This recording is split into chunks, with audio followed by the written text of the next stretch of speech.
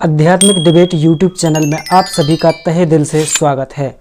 तो दर्शकों, पहले की तरह आज हम डिबेट वाली वीडियो में अनिरुद्ध आचार्य जी महाराज जी व जगतगुरु तत्वदर्शी संत रामपाल जी महाराज जी को लेकर आए हुए हैं। आज के वीडियो का टॉपिक है कि हम सभी भगवान के पुत्र हैं, तो हमें मृत्यु इतनी दुखदाई क्यों होती है। यह सवाल अनिरुद्ध आचार्य जी महाराज से उन्हीं के शिष्य ने पूछा है। तो इस सवाल का जवाब के लिए हम दो संतों के विचारों को जानेंगे, क्या क्या इनके विचार हैं, तो अनिरुद्ध आचार्य जी महाराज जी ने किस तरह से उसे जवाब दिया है, और जानेंगे हम संत रामपाल जी महाराज जी ने भी इस विषय में क्या कहा है। दोनों संतों के अलग अलग विचार आपके बीच हम रखने वाले हैं। तो आप सभी ने हमारे आध्यात्मिक डिबेट यूट्यूब चैनल को सब्सक्राइब नहीं किया तो प्लीज़ चैनल को सब्सक्राइब कर लें और बेल आइकन घंटी भी दबा दें, जिससे आने वाले वीडियो की नोटिफिकेशन आपको सबसे पहले मिल सके। और जिनने भाइयों ने हमारे YouTube चैनल को सब्सक्राइब कर लिया, उन्हें तहे दिल से धन्यवाद। तो आइए जानते हैं, सबसे पहले हम अनिरुद्ध आचार्य जी महाराज जी के विचार, इसके बाद जानेंगे हम जगत गुरु तत्वदर्शी संत रामपाल जी महाराज जी के विचार। इससे पहले हम उस सवाल को दोहराते हैं जो उनके शिष्य ने पूछा है। जी राधे राधे। मेरा नाम अनुज है। मेरे दो सवाल हैं। एक सवाल का तो मुझे आधा आंसर पता है और दूसरा सवाल का मुझे आंसर नहीं पता। पहला सवाल ये है गुरुजी कि हम सब भगवान के पुत्र हैं, तो और ये मृत्यु जब हमें होती है तो बहुत कष्ट होता है हम सबों को। तो भगवान ने इतनी दुखदाई मृत्यु हमें क्यों दी और इसका कोई सरल उपाय क्यों नहीं दिया? मृत्यु दुखदाई नहीं होती, ये बात सही है कि जन्मत मरत दुसह दुख होई, लिखा है। दर्द बहुत होता है, परंतु किसको दर्द होता है? भाई, जो संसार से ज़्यादा अटैच है, जो संसार से ज़्यादा जुड़ा है, उसकी मृत्यु में उससे दर्द पीड़ा ज़्यादा होती है। पर जो भगवान से जुड़े भक्त हैं, उनकी मृत्यु यूं चुटकियों में हो जाती है, उन्हें दर्द नहीं होता ज़्यादा, पीड़ा नहीं होती ज़्यादा। तो मृत्यु सांसारिक लोगों की बड़ी दर्दनाक होती है। तो कोशिश ये करें कि हमारा मन भगवान में लगे, और मृत्यु एक अटल सत्य है, कैसे भी मरना हो मरना तो पड़ेगा। दर्दनाक की बात रही तो वो दर्द इसलिए मिलता है कि माँ जब गाल में आपके थप्पड़ मारती है ना, तो दर्द बहुत होता है। लेकिन वो दर्द का मतलब माँ आपसे दुश्मनी रखती है या आपका नुकसान चाहती है, इसलिए माँ थप्पड़ नहीं मारती। माँ यदि गाल में एक चांटा मारती है ना, तो उसमें भी बच्चे का हित होता है। भगवान दर्द इसलिए देते हैं कि बेटा देख, इतना दर्द होता है, तो ऐसे कर्म करके अब इस चक्कर में ना आना पड़ा, मेरी शरण में रहे, इसलिए दर्द देते हैं। अभी आपने सुने अनिरुद्ध आचार्य जी महाराज जी के आध्यात्मिक विचार। आइए अब जानते हैं जगत गुरु तत्वदर्शी संत रामपाल जी महाराज जी के आध्यात्मिक विचार। उसका लोक है, इसके 21 ब्रह्मांड का अक्षेत्र है, और इस अक्षेत्र में, इस काल के लोक में, इसके काल के जाल में, इसको काल भी कहते हैं, सरपुरुष भी कहते हैं, ज्योत स्वरूपी निरंजन भी इसी को कहते हैं।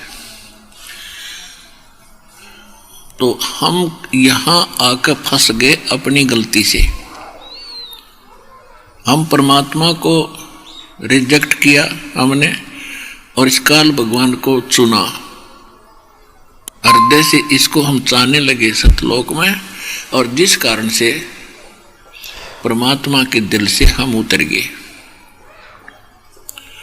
और परमेश्वर ने फिर हमारी इच्छा से, हमारी प्रबल इच्छा थी इसके साथ आने की, तो यहां भेज दिया। फिर हम यहां आकर के इसने इतने दुखी कर दिए, ये हमें जानबूझकर सताता है, परेशान करता है। इसलिए सताता है कि हम इसके संतान नहीं हैं।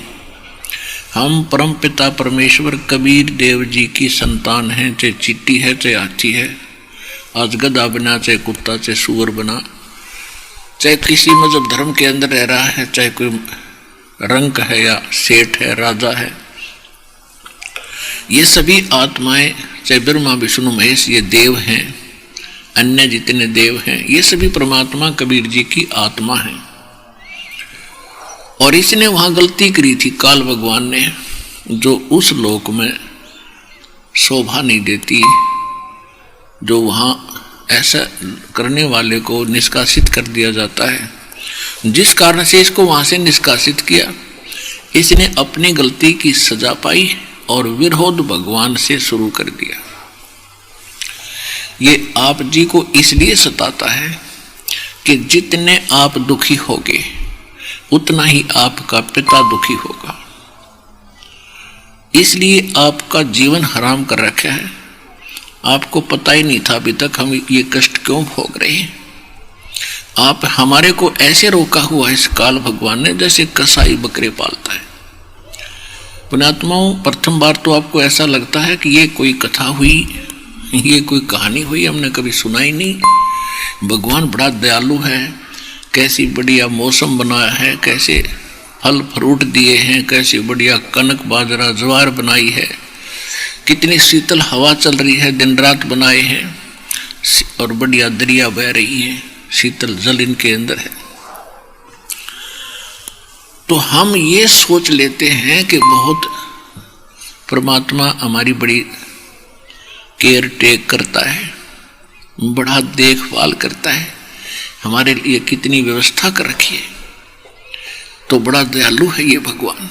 और जब हम किसी का बेटा मरता है, किसी की बेटी मरती है, पूरा का परिवार नाश हो जाता, अक्षेत्र का अक्षेत्र विनाश को प्राप्त हो जाता है किन्हीं भी कारणों से।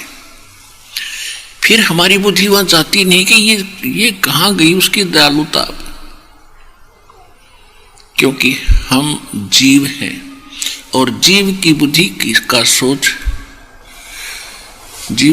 की सोच जीव स्तर की ही होती है।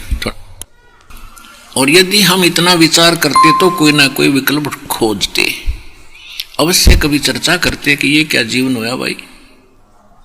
कल तक ये व्यक्ति अपने बच्चों में कितना प्यार से रह रहा था और जिस मकान को बनाने में इसने अपना जीवन न्यौछावर कर दिया, जो संपत्ति इसने संग्रहित करी और वो सारी छोड़ कर चला गया। तो ये इससे आगे हम सोच नहीं सके थे और ये मान लिया था ऐसे तो भाई होया करे, ये तो होता ही है। तो जब तक हमें कोई विकल्प नहीं है तो हमारी यही सोच रहेगी कि ऐसा तो होता ही है। अब इस ज्ञान से पता चलेगा कि ये गलत हो रहा है और हमारी गलती का परिणाम हमें भोगने को मिल रहा है। अब जैसे आदरणीय धर्मदास साहिब जी को परम पूज्य परमेश्वर कबीर जी ने धर्मदास जी के प्रश्न के उत्तर में ये कहा था कि धर्मदास, आप और ये सभी प्राणी इस झूठे सुख को सुख मान बैठे हो। धर्मदास जी प्रश्न किया था धर्मदास जी ने कि देखो जी कितना अच्छा वातावरण है, कैसी सुविधाएं भगवान ने दे रखी है, और आप कहते हो कि ये निर्दयी भगवान है। तो परमात्मा ने कहा कि जब किसी का पुत्र मरता है, किसी की पुत्री मरती है, तब कहां जाती है इसकी दयालुता। तो परमेश्वर ने बताया कि धर्मदास, मान चाहे मत मान, मैं बताऊंगा तत्व ज्ञान। इसने आपको अपने स्वार्थवश पाल रखा है, उसके लिए इसने अपने 3 पुत्र छोड़ रखे हैं, यहाँ के प्रधान बना दिए। रजोगुण युक्त ब्रह्मा जी को बना दिया, तमोगुण युक्त सतोगुण युक्त विष्णु जी को और तमोगुण युक्त शंकर जी को। और ये तीनों ही आपको आपकी उत्पत्ति का, आपकी यहाँ स्थिति यानी आरोग के रखने का और मारने के तीनों कारण हैं, यही कारण है। और इसका मूल निमित्त है इनका पिता, उसको शराब लगा हुआ है 1 लाख मानव शरीरधारी प्राणियों का आहार करने का, और जिसके लिए इसने अपने 3 पुत्र तुम्हारे रखवाले छोड़ रखे, जैसे कसाई बकरे पालता है। अब यहां प्रश्न उठता है तो परमात्मा ने बताया कि जैसे कसाई बकरे पालता है, ऐसे आप जी को इसने रोक रखा है। अब वो बकरे तो अमुक बकरे होते हैं बेचारे, ना जुबान उनका, और उनके लिए कसाई क्या करता है, एक विशेष स्थान बनाता है, उसके ऊपर एक झोपड़ा डालता है, शेड डालता है, गर्मी और सर्दी ओलों से बचाने के लिए। उसका एक लंबा चौड़ा चरागाह भी रखता है।